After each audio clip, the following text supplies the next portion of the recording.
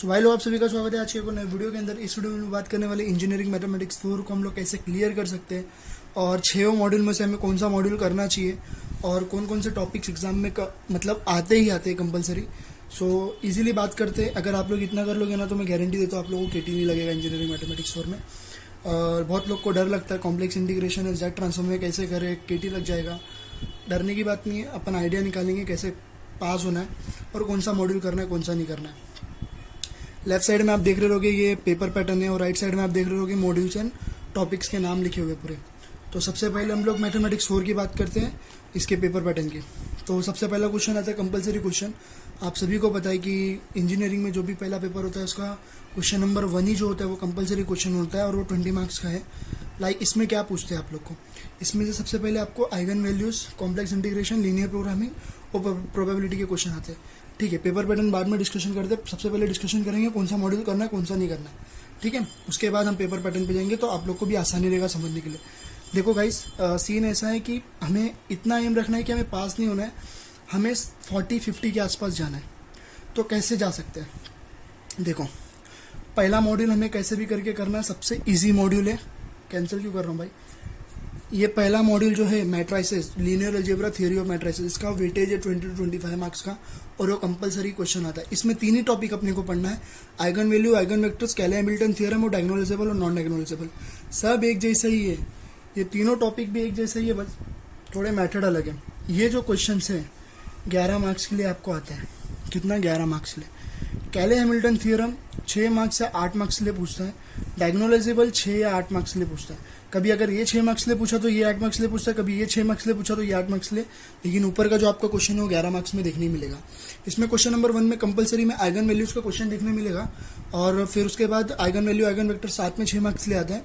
और कैले-हैमिल्टन थ्योरम मैंने जैसे आपको बोला कि ये दोनों में से कोई एक 8 मार्क्स का आता है और बाकी 6 मार्क्स का आता है। सो ये आपको कैसे भी करके पढ़ना ही पढ़ना है। Theory of matrices module number 2 जाने दो, मॉड्यूल नंबर 3 पे भी अभी ध्यान मत दो, सीधा मॉड्यूल नंबर 4 आ जाओ, प्रोबेबिलिटी पे। ये एक ऐसा चैप्टर है ना जो आपको पास करा सकता है। ठीक है, थोड़ा कंसेप्ट लगाना पड़ता है। अगर आप लोग इंजीनियरिंग कर रहे हो तो आप लोग को प्रोबेबिलिटी आना ही चाहिए, अगर नहीं आता तो इंजीनियरिंग छोड़ दो। प्रोबेबिलिटी आपका मार्क्स बढ़ाएगा। ठीक है, तो प्रोबेबिलिटी आपको करना ही है। उसके साथ साथ एलएलपी और एक नॉन एलपीपी है, सॉरी एलपीपी या non LPP, linear programming problems, non linear programming problems. Module 6 मैंने लिखा नहीं हूँ लेकिन मैं आपको ओरली बता दूंगा उसमें से क्या पूछता है। लैग्रेंजेस मल्टीप्लायर पूछता है, कंटक्कर कंडीशन पूछता है, कंटक्कर कंडीशन 8 मार्क्स के लिए पूछता है। लैग्रेंजेस मल्टीप्लायर भी 8 मार्क्स से 6 मार्क्स के लिए पूछता है। एक और कोई टॉपिक है 2 कंस्टेंट करके है, वो भी 6 मार्क्स के लिए पूछता है। तो उसमें भी 3 टॉपिक्स है, उसका भी वेटेज है 18 to 20 मार्क्स का वेटेज है। कंपलसरी क्वेश्चन आते हैं उसमें से। तो आपको करना है कौन कौन सा, लीनियर अलजेब्रा करना है, प्रोबेबिलिटी करना है, एलएलपी, नॉन एलएलपी करना है, नॉन एलपीपी करना है। इतना क्लियर है? ठीक है, अब बात करते हैं कॉम्प्लेक्स इंटीग्रेशन, जेड ट्रांसफॉर्म। ये दोनों चैप्टर किसके लिए पता है क्या? किसके लिए? जो भाई टॉपर है। कौन टॉपर है? एक और चीज, एलपीपी और एनएलपीपी पे बहुत लोग को कंफ्यूजन रहता है। Simplex method, Lagrange's multiplier, Kuhn Tucker condition. ठीक है, मानता हूँ कंफ्यूजन पार्ट रहता है लेकिन इजी भी रहता है थोड़ा, अगर ध्यान से अगर करोगे ना। देखो गाइस, अगर आप लोग ने मैट्राइसेस कर लिया ना, जैसे कि आइगन वेक्टर्स आप लोग ने कर दिया ना, तो फिर आप लोग के लिए सिंप्लेक्स मेथड और इजी है। सिंप्लेक्स मेथड और इजी है। रो ट्रांसफॉर्मेशन ज़्यादा यूज होता है उसके अंदर, तो ये सिंप्लेक्स मेथड के अंदर इजी है। करो, थोड़ा मेहनत करो। अगर आप लोग को एलपीपी नहीं आता तो सीधा कॉम्प्लेक्स इंटीग्रेशन और जेड ट्रांसफॉर्म। जेड ट्रांसफॉर्म तो छुओ भी मत, मैं तो बोलता हूँ, क्योंकि इसका वेटेज भी कम रहता है। इसमें से प्रॉपर्टीज ऑफ जेड ट्रांसफॉर्म की है, इसमें प्रॉपर्टीज की बहुत सारी है। ठीक है, मल्टीप्लीकेशन है, ये सब प्रॉपर्टीज है। और बात करते हैं Z transform, inverse Z transform, तो उसके अंदर भी कॉन्वोल्यूशन थ्योरम है, पार्शियल मेथड है, 2 मेथड इसमें से है पूछते हैं। ठीक है, तो ऐसे करके ये दोनों थोड़े वास्ट हो जाते हैं, तो ये करने का मतलब नहीं होता है। सो मतलब कौन से चैप्टर के 1st, 4th, 5th और 6th ये दोनों मॉड्यूल छोड़ दो। अगर आपको एलपीपी और एनएलपीपी नहीं समझ रहा है ना तो सीधा कॉम्प्लेक्स इंटीग्रेशन जेड ट्रांसफॉर्म करके जाओ। और अगर एलपीपी और एनएलपीपी इतना इंपॉर्टेंट है ना, बिकॉज इसमें से 8-8 मार्क्स के क्वेश्चन आते हैं। सिंप्लेक्स मेथड 6 मार्क्स के लिए पूछता है। ठीक है, फिजिबल सोल्यूशन 5 मार्क्स के लिए पूछता है। डुअल सिंप्लेक्स मेथड 8 मार्क्स के लिए पूछ लेते हैं कभी कभी। फिर लैग्रेंजेस मल्टीप्लायर 8 मार्क्स के लिए। कंटक्कर कंडीशन इतनी ईजी है ना, उसके कुछ 7 या 8 ये क्या बोलते हैं रूल्स है, वही बस कंडीशन है। उसको याद रखोगे ना, आपके हर क्वेश्चन के सोल्यूशन सॉल्व हो जाते हैं। ठीक है, पेपर पैटर्न की बात करें तो पहला क्वेश्चन जो आइगन वैल्यूज है, देखो अगर मॉड्यूल 1 किया तो आइगन वैल्यूज आपको 5 मार्क्स कहीं नहीं जाएगा। उसके बाद कॉम्प्लेक्स इंटीग्रेशन, अभी बात यह है कि कॉम्प्लेक्स इंटीग्रेशन ये जो 5 मार्क्स आता है ना, इसमें line integral, Cauchy's integral, theorem for simple and multiple connected region, ये टॉपिक इतने ईजी है ना, रिपीटेड 3 या 4 क्वेश्चन है, वही रिपीटेड क्वेश्चन पूछते हैं, तो वो आप लोग कर लेना। कोई ना, मैं 1 शॉट रिविजन लूंगा तो आपको बताऊंगा कि कौन से क्वेश्चन आते हैं, और अपने क्वेश्चन बैंक में भी वो क्वेश्चन रहेंगे, सिर्फ कॉम्प्लेक्स इंटीग्रेशन का ये। ठीक है, ये हो गया 5 मार्क्स इधर। Linear programming types of solution पूछा जाता है, या तो dual types of solution, dual का पूछा जाता है। टाइप्स ऑफ सोल्यूशन में यही पूछता है, बेसिक और फिजिबल सोल्यूशन के कुछ टाइप्स है वही पूछते हैं, और प्रोबेबिलिटी का एक क्वेश्चन आता है। तो ऊपर का जो 20 मार्क्स है ना, वो बहुत ईजी होता है। इसमें से आपको कैसे भी करके 15 मार्क्स निकालना है।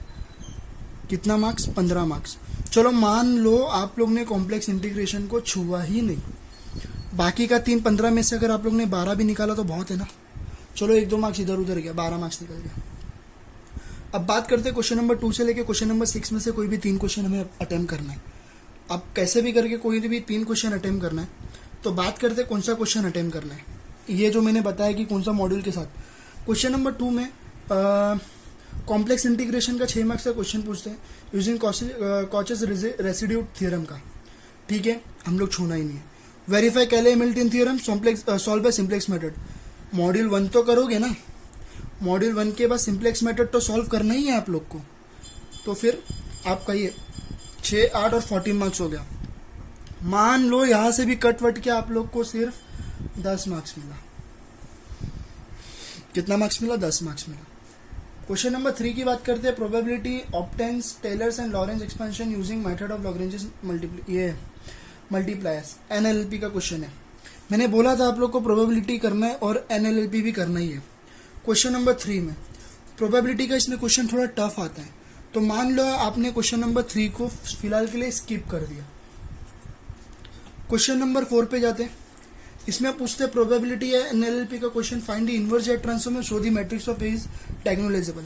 मैंने क्या बोला था, लीनियर अलजेब्रा का कहीं पे भी क्वेश्चन दिखा अपने को छोड़ना नहीं है। ठीक है, हम लोग ने ये अटेम्प्ट किया और ये अटेम्प्ट किया। कितना मार्क्स है? 14 मार्क्स। 14 मार्क्स में से समझ लो मुझे वापस से 10 मार्क्स मिल गया। कितना मार्क्स मिला? 10 मार्क्स मिला। ठीक है, क्वेश्चन नंबर 5, क्वेश्चन नंबर 6 में से कौन सा अटेम्प्ट करना है? जेड ट्रांसफॉर्म मैट्रिक्स है, dual simplex method, Z transform probability Kuhn Tucker condition. Kuhn Tucker condition easy रहता है, लेकिन अगर एक भी कंडीशन भूल गए ना तो याद रखना बर्बाद हो जाओगे। ठीक है, प्रोबेबिलिटी भी इजी रहता है, जेड ट्रांसफॉर्म। मैंने क्या बोला था, मॉड्यूल 1 का जहाँ पे भी क्वेश्चन दिखा वो क्वेश्चन छोड़ना नहीं है। इसके अंदर आप लोग को मैट्रिसेस करना है, डुअल सिंप्लेक्स मेथड करना है। वापस से 14 मार्क्स है। 14 में से 10 तो निकालोगे ना, कितना होता है काउंट करो, 10, 20, 30, 30 और 12, 42, 42 मार्क्स आपका कहीं नहीं जा रहा है। ये मेथड से आपने सॉल्व किया तो अगर आप लोग को एनएलएलपी नहीं आ रहा है, कॉम्प्लेक्स इंटीग्रेशन जेड ट्रांसफॉर्म करने आ रहा है, उसके लिए भी बता देता हूँ, टेंशन नहीं है। जो लोग होशियार है, जिनको ये इजी पड़ता है इंटीग्रेशन एंड ऑल, उनके लिए भी बताता हूँ। कॉम्प्लेक्स इंटीग्रेशन में ये 2 टॉपिक्स तो इंपॉर्टेंट करना ही है, 5 मार्क्स के लिए क्वेश्चन आता ही है उसका।